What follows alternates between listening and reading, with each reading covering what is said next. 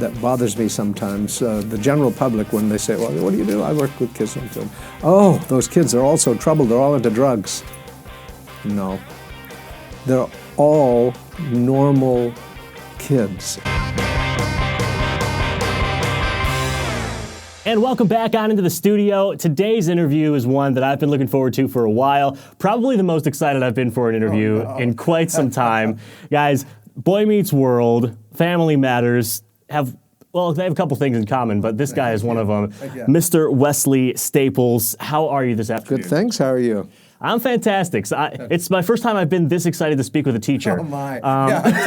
Okay. So Wesley Staples is one of the on-set teachers in Hollywood here, and you've been in the game for a good amount of time now, and you have been on some of the greatest shows imaginable. By chance, I think you're right. What do you think about when you hear something like that? Just how long you've been to me, it's well, it's not just a job. I mean, I value what I'm doing. I work with the most tremendous kids and the companies and sometimes some old-time stars, whatever. I value that. But I go to work. I go to work and punch in and punch out, essentially. Well, for an entire generation, multiple generations of people, you were right there front and center for some of the most defining moments in a lot of our young childhoods. And we're going to talk about Boy Meets World here in a minute. We'll talk about Family Matters in a second. But I do want to start off with how you got into teaching. I mean, when did you first start entertaining the idea of wanting to be a teacher? Oh, I entered college with the promise from my parents that they would. I was going to be a dancer and an actor. And they said, we will pay for college if you get the required number of credits to teach in case you have to. That's why I went into teaching. But it grew on me real fast. So they were probably pretty pleased when you finished that off, and then you ended up getting that degree. I did. I ended up getting the degree, but shortly thereafter I did a Broadway show as a dancer. And when we went on the road and I came back, I thought, I need a break. I think I'll try teaching. So I ended up in the South Bronx. Oh, wow. At a senior high school in the South Bronx. My students in the South Bronx turn 66 this year. I'm sorry. Yeah. My goodness. Old. So, and that lasted 5 or 6 years until I got another show, The King and I, with Yul Brynner. And when we went on the road, there were 13 kids in the show. And they needed a teacher, and I said, "Pay me extra, and I'll do it." So I organized. Double duty? Yeah. Wow. Well, triple actually. I was a dancer. I did the stage managing for 3 scenes, and I taught the kids every afternoon for 3 hours in the afternoon. Yeah. And it led to this because when I got here, it's a legal job. The state of California, you have to be certified, or they'll arrest you. And so I stayed and did this. In 1978. Well, that's something interesting that I wasn't aware of. Can you take me back to that Broadway? You danced on Broadway. Did you enjoy that while you were doing it? Oh, I did. That's a thrill, an absolute thrill, walking into a theater of several thousand people every night. And that the group. I did realize, however, that the future for a dancer when you turn 50 or 60 is not too shiny. And dance classes at that time were $3-5 an hour. So I knew there had to be something different. But I did enjoy it while I was doing it. It was pretty spectacular. So you get out here to California and you're getting involved with teaching. Did you know instantly that this was going to be something you could do for a long time, or was this the first job and you said, let's go with it? No, they when we got to the Pantages, they had to send a certified person, and this lady and I became and are still closest of friends. And she took me to the boss and he hired me. So I stayed thinking, well, I'll stay for a little while, because I kept my New York apartment. Well, then, as somebody that had that big energy to be a dancer and very theatric, were you a very studious student when you were in school? Kind of a difficult question. No, difficult at this time still for me because I know the reason that I did very well. I know the reason that I had good study habits and got good grades. It was because I was a gay child. And I hid behind, the schoolwork was my place of refuge. It was my guardian angel. And fear gave me good grades and good work habits. Wow. That paid off, but it was a scary place to be as a child. Not so scary anymore. Right, the 1960s, 1970s, yeah. Yeah, you hide. So I hid in schoolwork, and it paid off. And I enjoyed it. Yeah. Because I hid with the rest of the kids who were really good students, and it was okay. That's amazing. So I was unaware of that. That's terrific, though. So that's something that you look back on, and I mean, obviously you're happy you were a great student, but it probably took some time to be able to come to terms with that. Oh yeah. That's I think the normal amount of time then, but not now. That's a different story. People have self-worth and are self-actualized now. That's an important message to have out there. Whatever you have going on in your life, make sure you're comfortable with yourself, because that's such an important thing. Moving forward, you have to be true to who you are, no matter who you are. So be comfortable with yourself, as easy as it is to say, but just be comfortable with who you are. So back to the teaching. Were there any teachers that really stood out to you growing up that you thought to maybe emulate once you got into the field? There were a lot of them. Because I was a good student, I got along really well with, and pleased the teachers. But there was one, Mr. Lynch. I remember him vividly. I was kind of shipped off to boarding school as a 13-year-old because there was no school in my town. It was a little island off the coast of Maine. Wow. So they shipped me off to a boarding school. And there were wonderful teachers there, but Mr. Lynch probably was my most important teacher. And what about him stood out to you? Well, he knew his stuff incredibly. He was very strict, but he didn't let me get away with anything. He held me to the same standard, and he was very strong with me, and I appreciated that. I mean, I was kind of a mama's boy and did everything right, but no. He was as strong with me as he was with anyone else, and demanded a lot of me, and that was important. And there have been several studies that have gone out that say high school and middle school coaches and teachers are some of the most influential people on a young person's life. That's great that you had such great positive role models in the teaching field when you were coming up. Mm-hmm. There were a lot of them. Well, we talk about you got into the teaching on the theater kind of by chance to get that little double dip in there. You got out here to Los Angeles, and you've been in the field for quite some time now. You got, but what was the 42 years. 42 years. My God. Congratulations, 50 years by the of way. teaching. Being in any sort of field for 50 years, 40 years, that's quite an accomplishment. Do you feel accomplished by that? I do. I mean, I don't even think of retiring because I like what I'm doing, and it fits in my life. So I can't imagine retiring unless I have to for some reason. I have a grandmother that was a librarian. Hello, Grandma B. She told me that one of the favorite things she had was going in there into the library and just interacting with the young kids. And she said that it kept her spirits high and kept her energy up being around all the youngsters. This is the only reason I know about TikTok. So what was training like? Were you originally in school to become that teacher? Was that the only option that you had? I know that your parents told you get the grades and then pursue the acting or the dancing. Was there anything else you had considered?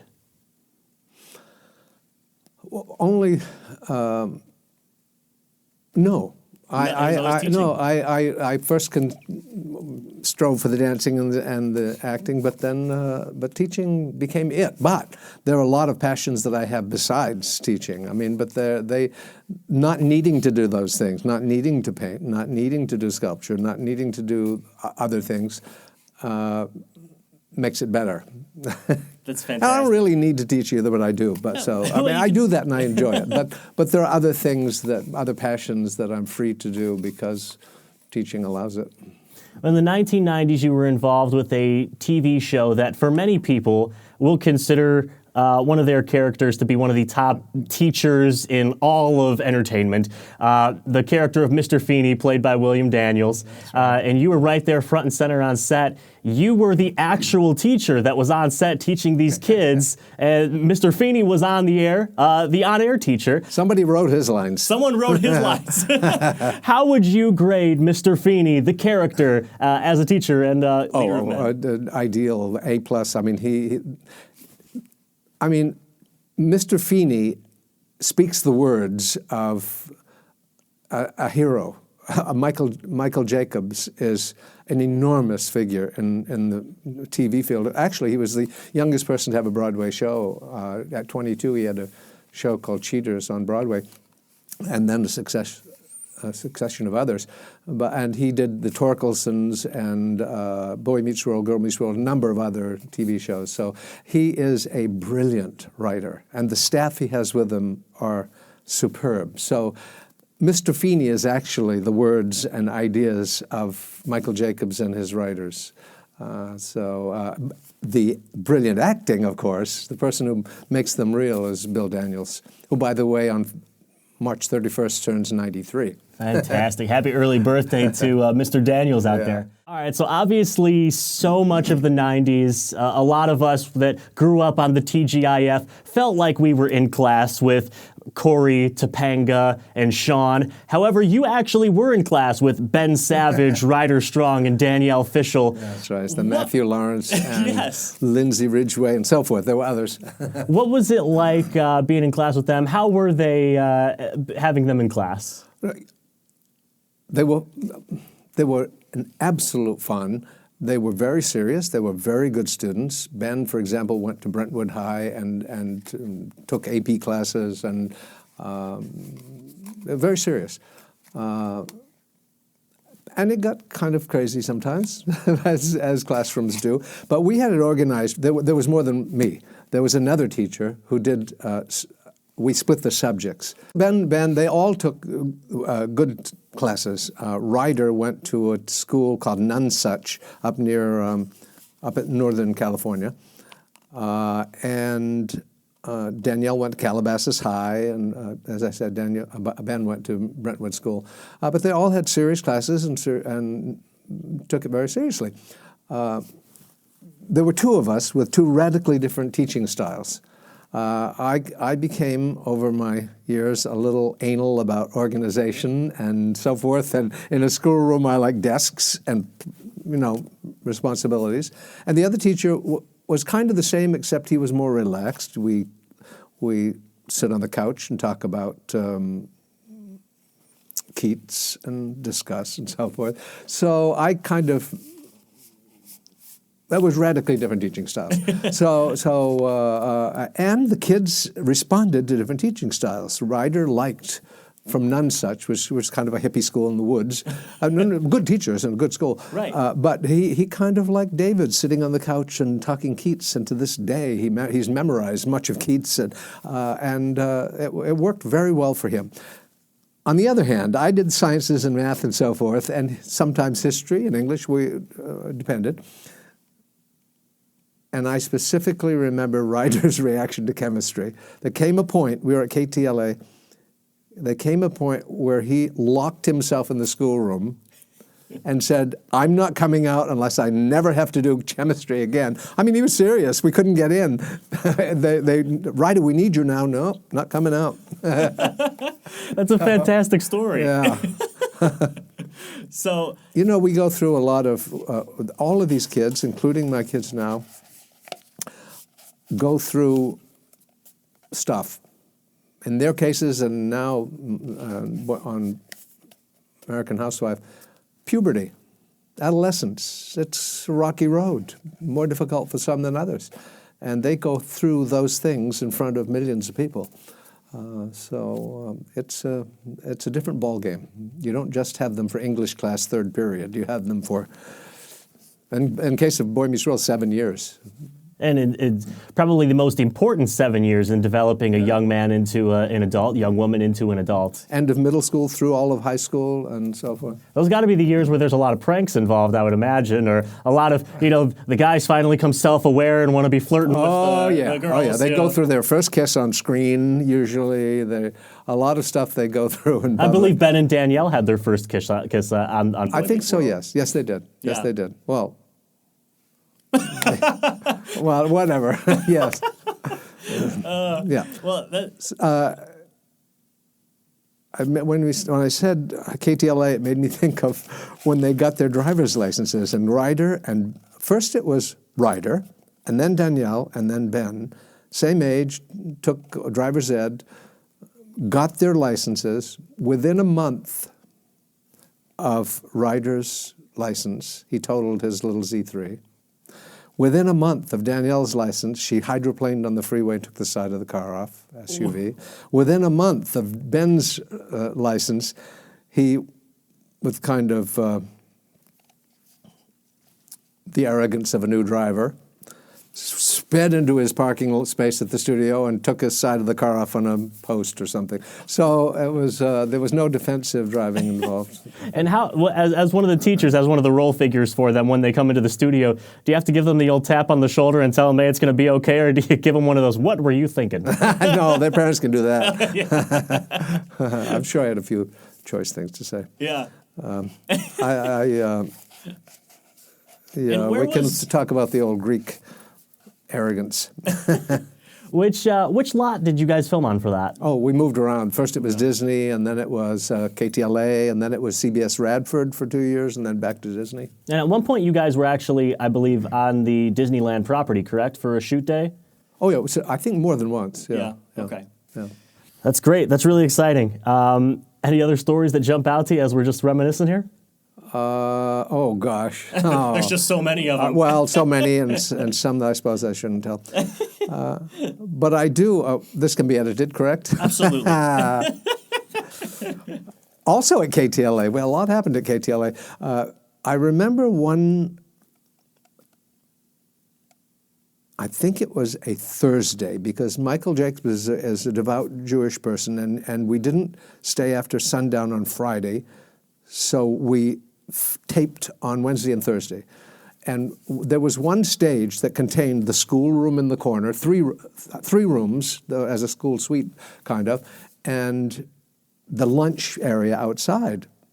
So Ben's Dean of Students, Joanne Huckel, came to visit. She often did, to kind of check up and make sure everything was all right. And we were eating together, and I hear, "Mr. Wesley, come quick." So I thought, oh my God. And I had my camera on the table for later in the story, because there were no cell phones with cameras then. And so I rushed over, and I was getting royally mooned by 3 young men. So I said, okay, thank you very much, and left. And I was just starting to tell Joanne what happened. They said, no, seriously, come. So I thought, come with me, Joanne. And I took my camera and said, I'm coming. Snap. They were doing it again. No. So I thought, I'm going to keep this picture for the next time I work with them, maybe when they're adults, to say, this could have gone wrong. And actually, I gave the picture to Ben long before that, because we all kind of kept in touch and had meals together and so forth. And with the advice that this could have ended up in National Enquirer under different circumstances. Oh my goodness! What was Ben's reaction when you gave him that photo and told him that story? Yeah, he's very good natured. It's fine. He took it though. I would imagine. So speaking of keeping in touch with the cast, I mean, you guys 20 years later are back on set together. What was that experience like? I would imagine it's almost like a dream to be back. Really, it on was that wonderful. set. I was called to teach the children of my students. So I call them spin-offspring or grand students. But I actually, after Boy Meets World, I didn't want anything to interfere with that, because it was probably the most wonderful experience I've had in 40 years. And then came Girl Meets World, which is also good. And now the show I'm working on, maybe every show is the best. But I left the city and accepted a private job in Houston, or actually it was all over the world. They have homes all over the world, teaching 4 children of a very wealthy person in Houston. So I was gone for 13 years in the middle of it. During that 13 years, I was president of the union and came back SAG union? Of the teachers union. Okay. I came back every month for meetings and so forth, and it was an easy commute. And came back to work on things like Desperate Housewives and Modern Family. I would fill in on any breaks I had there. I'd come and work. But the first job after I returned was Girl Meets World. So I left Boy Meets World, took 13 years off, came back to Girl Meets World. That's amazing. So it was wonderful. So did it have the feeling of, it's almost like you never left? Yeah, truly. All the same people, grayer like me, but yeah, the same people. Only it was more special because we was all so glad to see each other and to work together again. A show like that is so special, something that lasts, 5 or 6 seasons, and you guys were in such a tough spot. That Friday night lineup on 7 seasons. Yeah, 7 seasons. Yeah, to be in with stiff competition that you guys had, but to be able to grow up on camera and grow up with these students, that's something that doesn't happen all the time. Yeah, no, not at all. And we didn't know then. There was no social media. We didn't know what was happening, that it was kind of a show gone wild, gone viral, until long after, really, when I think it's, 25 years it's been playing all the time. There's a new generation of younger kids who appreciate it now. Right. And that was part of what propelled Girl Meets World to the success it had, because parents brought their children to see Corey and Topanga and so forth. Yeah, you talk about propelling Girl Meets World. The show Girl Meets World really propelled Sabrina Carpenter into a real superstar of the generation, of her generation. Do you have any memories of Sabrina on set? Well, yeah. I mean, of all of them, actually, they were all really wonderful kids, and they all have success now. But Sabrina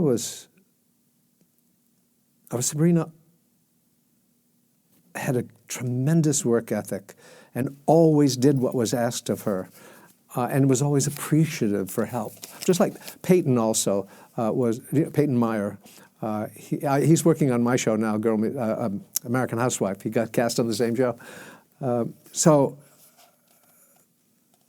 the two of them, not that the other kids didn't, but they were always solid and came in when they were off work without being asked and sat down and did their work and finished it, and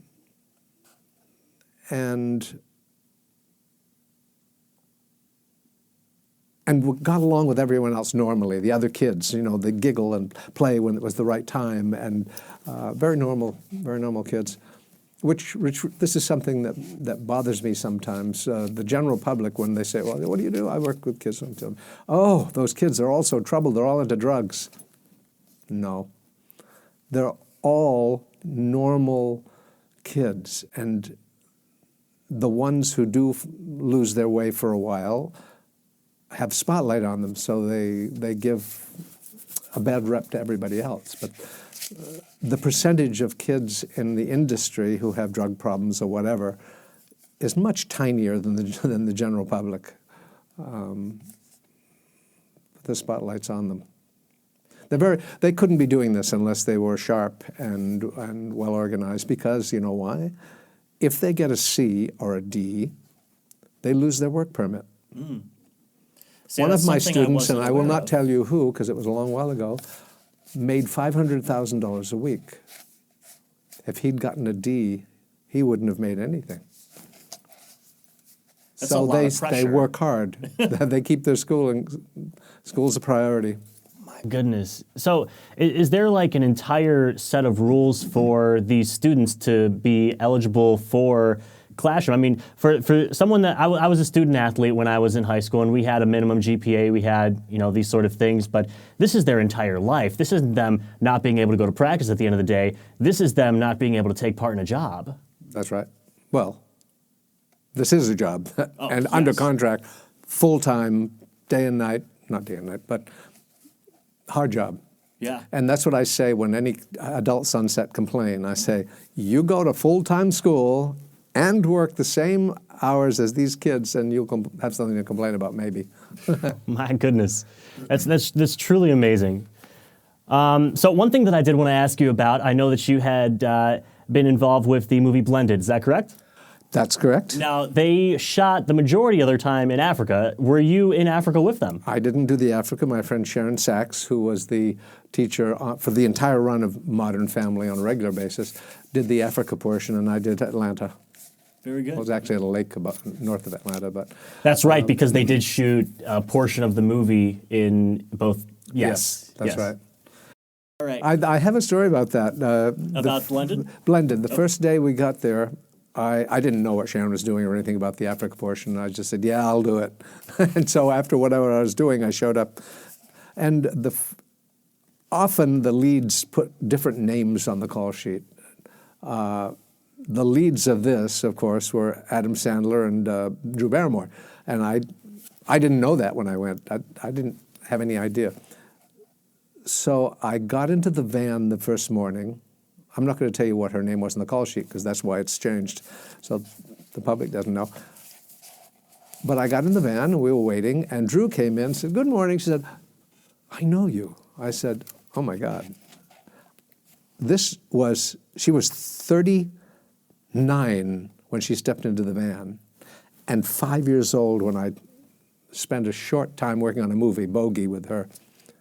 Wow. She remembered. All those years later. 35 years later. That is amazing. 34 years later. We spoke about you being in the business for this long. It's got to be something that happens frequently, but to have that moment that randomly they open the door and then they recognize you, that really, I think, says a lot to the impact that you've had on so many lives out here in Hollywood and obviously, elsewhere with your teaching. That's something you've got to take a lot of pride in, I would imagine. I do, yep. And when someone like Sabrina texts me at random and says, I miss you, I love you, it really is a wonderful feeling. I do want to talk about Different Strokes. So that was a show that took place in a time in our country where there was still some healing that needed to happen. Obviously, there's always some healing that still needs to happen, but it was a show that involved, for those of you guys that are unfamiliar, a young Gary Coleman and his brother, I believe, Todd Bridges, being taken in by a wealthy Caucasian man, and both of them young African Americans. Did you know when you guys were filming that show that this was going to be a program that tackled such deep issues as racism and so many different heavy topics that you don't necessarily see in a lot of shows now? Well, I'm probably not qualified to answer that question because this was at the very beginning when I came to Los Angeles, and the first series I worked on was Hello, Larry with McLean Stavins, the butt of every joke in Hollywood, but it lasted for several seasons, so it wasn't that bad. But we were on the same hallway as Facts of Life and One Day at a Time and Different Strokes and all of the rehearsal halls and schoolrooms and so forth. So I wasn't the regular teacher on Different Strokes. Another teacher, Louis Smallwood, was the teacher. But we traded it off, and every time he needed to be covered, I went to their classroom if I wasn't working, or we joined classrooms, or he came to mine. So we all got to know each other, but I wasn't the daily teacher for all the years of that run. But I assume that they did know that was the purpose of that show. Does that make I just got embroiled in the daily, making this a normal situation and bringing normalcy to their... How do you balance that as an instructor when there's a student that may be coming from a very intense scene? Have you ever had that moment where a student's coming from a scene where maybe they had to be emotional in a scene and then they come to class? How do you balance that? Because that's something most teachers wouldn't deal with. Yeah, no, well, you take that into consideration. If it has to be pretty extreme for them to need time to regroup themselves. And so, you just let them go. But that's rare. And the kids who do it are pros at it. They will do that and then turn it off and come in and sit down and do Spanish or algebra or geometry or history or whatever. Just they make the switch. The state laws are very, very strict and very intricate. They must have 20 minutes of school or it doesn't count. It's better to have 1, 2, or 3 hours at once, but that seldom happens.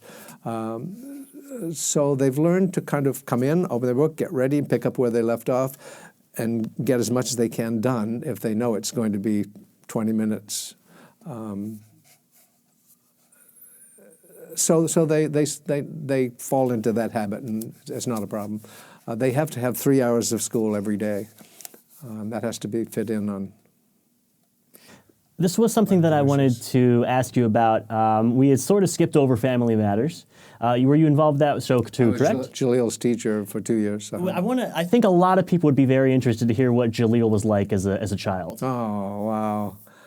We had a wonderful relationship. He was a tremendous student. He was at South Pasadena High. What I guess it's changed now, but it was like a private school then. It was wonderful. And he got all good grades, and he had a very creative mind. He didn't do Urkel in the classroom, like he wouldn't do Urkel on Johnny Carson or any of those shows. He was Jalil White. So unless he needed me not to be angry or something, then he would do. He would pull that out on you. And I'm an easy. Would it get you I'm to crack? an easy get. Yeah. But he was very creative, and he needed. He was great about doing his work. Let's say he had geometry and Spanish and history in the morning and whatever. He was great at getting everything done. And my deal with him was that if you get everything done and before the afternoon comes, we will tackle a project. So his first project was he designed a chain of ice cream stores. He remembers the name of it, I don't. He did the accounting, I got him checkbooks, and he had a little plastic ice cream maker. So I found a DeLonghi ice cream maker out in the valley, and I put it on hold, and I said, this is $154. He said, oh my God. I only make $14. He was 14 years old. His mother gave him $14 because he was 14. So he saved his allowance. He did errands. He would run to the office for $1, all of that, until he got $154. So then, and he did the layouts of the ice cream stores, the whole thing. He had a whole chain all planned. And he made Lemon Leno to take on for Jay Leno to eat, and Carson Crunch for Johnny Carson when he went on with him there. So he was very creative, and that was one of many projects that he did in between his regular work. That is absolutely amazing. Great, great kid. Yeah. You have seen a side of Hollywood that very, very few people will ever get to see. And to have been able to be part of it for so long and see a lot of these kids when they are still, they're not having any sort of act put on them when they're 10 years old, when they're 11 years old. They are as genuinely themselves as, many people will ever be. I have to imagine that that's something that you would be very grateful for, to have had that experience. Oh gosh, yes, yeah. I never get over how lucky I am to be there and be doing it. Yeah, I suppose I could have had a career in a classroom with 30 kids, 40, 50 kids every 40 minutes, and I may not have been alive. I don't know. But teaching, no matter where you are, is a very hard job. For the 5, 6, 7 years I taught in New York City, I was tired every day. So that's why I left and did the second show. I hit a wall. I couldn't do it. I was too tired. If you take it seriously and you work very hard. When the students do end up leaving your classroom, what is a message that you try to leave them with, or what is something that you hope they take with them after kindness? Be kind. Let that dominate your life.